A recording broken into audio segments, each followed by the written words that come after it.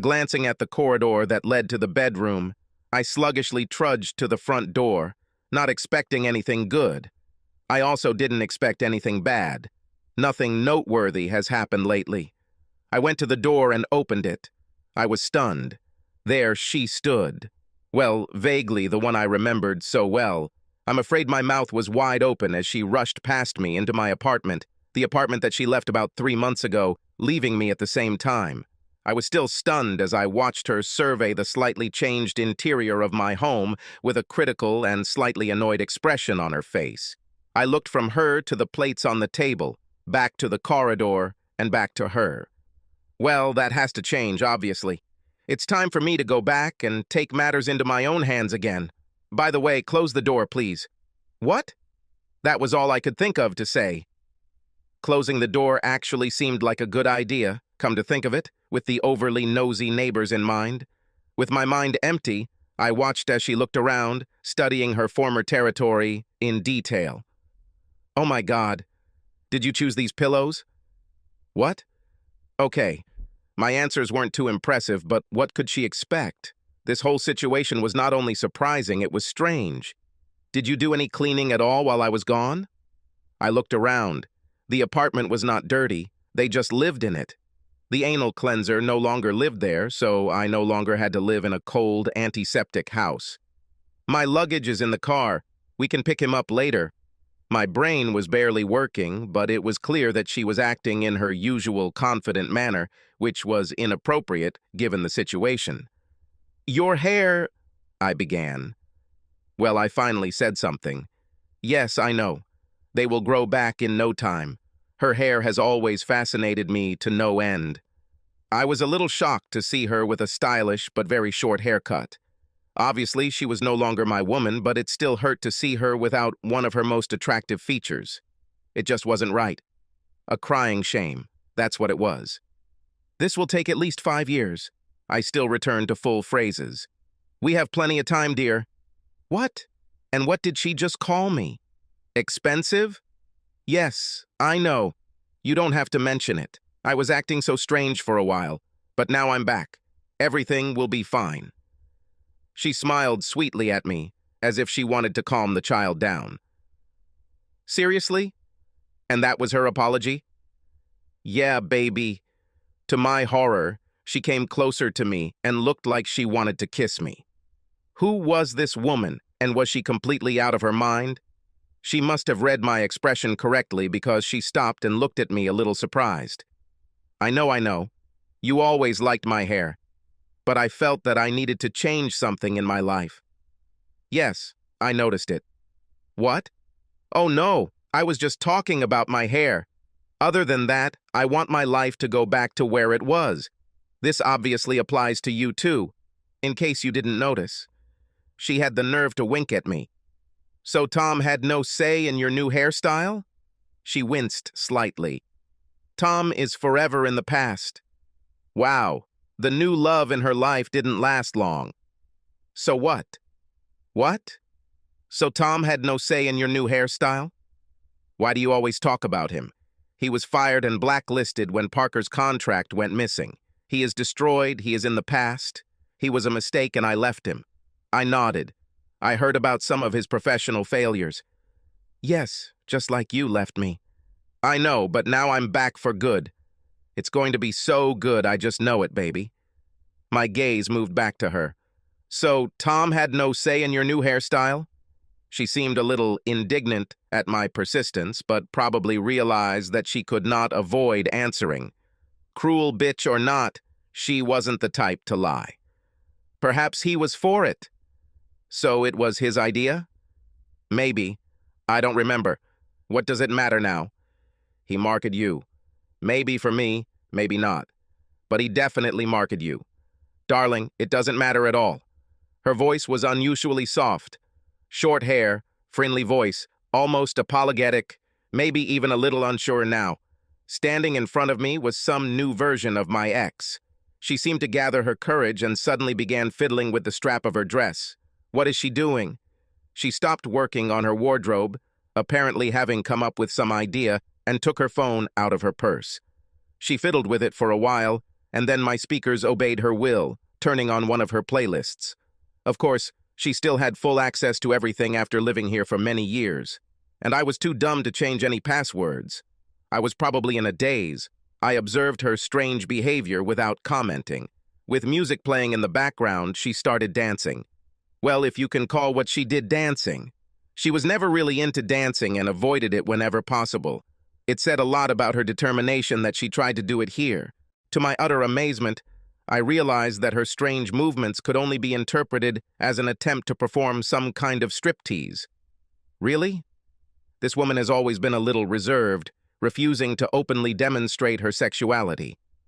She hated any display of sexual behavior, which she always called sexist. Add to this her complete inability to adequately move to any music. The fact that she was about to take her clothes off for me told me a lot about the desperation she obviously felt but didn't want to talk about, and which for some reason didn't result in any kind of apology. The striptease itself was mildly amusing. I have always appreciated her sharp wit, humor, and her personality. Her body was not meant to be the center of attention, and I never needed it. The problem was that her body was definitely unsuitable for striptease. She was a little broad and muscular, completely lacking in elegance. Her movements were jerky and clumsy. It was all awkward, and I had to try not to offend her by laughing. I mean, it would have been perfectly within my rights to hurt her after what she did to me, but that was not my behavior. It was a difficult situation for both of us, and I tried to make it a little easier by at least showing interest in what she was doing. Her actions had no effect on the distribution of blood in the lower part of my body. My interest was piqued when she showed off one of her small tits, smiling mischievously at me. I saw something shiny and walked towards her to get a better look. Holy cow. Her nipple was pierced. How did this bastard manage to get her to do this? She always prided herself on being an independent, free woman with no nonsense. She would cut off my dick just for suggesting something as sexist as this. Luckily, my reproductive organ was never in any real danger, since I didn't like piercings anyway. It often just looks cheap and somehow stains a woman's breasts. As in this case. "Do you like it?" she asked, smiling shyly. "Let me guess. His proposal again? Come on, why is this so important?" She tried to pout, but she was so unaccustomed to it that she failed completely. Her evasive answer told me that I had hit the nail on the head. "I just wanted to know." She tried unsuccessfully to smile seductively and continued her strangely unnatural and almost pathetic way of getting rid of clothes. As her unusually sexy panties came into view, something strange caught my attention. It looked like some kind of stain on the skin. I moved closer to her, examining the place with a strange, detached interest. It looked like a letter peeking out of her underwear. Yes, it was M. Strange. And then it dawned on me. That was the end of the Tom tattoo. He made her tattoo his name on her pubic area. Incredible. This guy was out of my league to get what he wanted from her. Let me guess. He's the one who dumped you, right? Okay, I know. I had completely ruined the last vestiges of any erotic mood that might have been present. I wasn't in that mood anyway, and somehow I doubted she was either. Her reaction was a complete surprise. "What?" It was nice not to be the only one who was confused. Think about it. He seduced you and took you away from me. He convinced you to coldly abandon me and insult me in his presence. He made you cut your hair because he knew I liked long hair. He marked you with a piercing. He marked you with a tattoo of his name on your pubic area. Then he dumps you and sends you back to me. Perhaps it was never about you. I think he just wanted to beat me. If I take you back, everything will remind me of what he did for a very long time.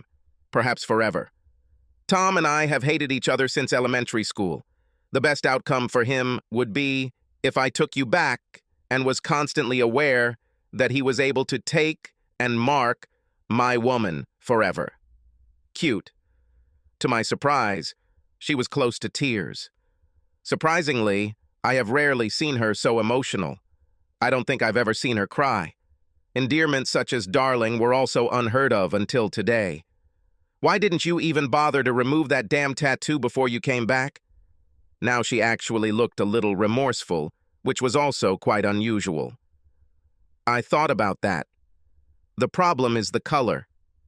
He selected it and found it quite difficult to remove, and I'm afraid there will be scars. This is a really sensitive area. It would seriously interfere with any sexual pleasure if there were scars there. She was worried about her own sexual experience. Wasn't she thinking about how the sight of this tattoo would affect my sexuality? You are pregnant? Shocked. She was completely shocked. Then the tears started. How do you know? I did not know that.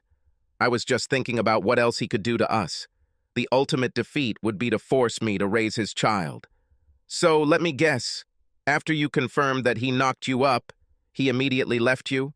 She simply nodded, continuing to sob. God, I wish I had turned down that damn promotion and let him get it. He wouldn't have to use you for revenge. You might not have cheated on me. Perhaps you wouldn't have left me for him. On the other hand, if he could take you away from me so easily, there wasn't that much love between us anyway, right? It was the harsh truth. We never had the kind of passionate, burning love that you read about, but we loved each other very much, and we loved living together. We were like super best friends, with benefits. Tom was an exceptionally handsome man, but I believed that if we truly loved each other, he would never be able to seduce her. I don't know, she managed to choke out between sobs. But I know that I would really like to go back to where we were. Really?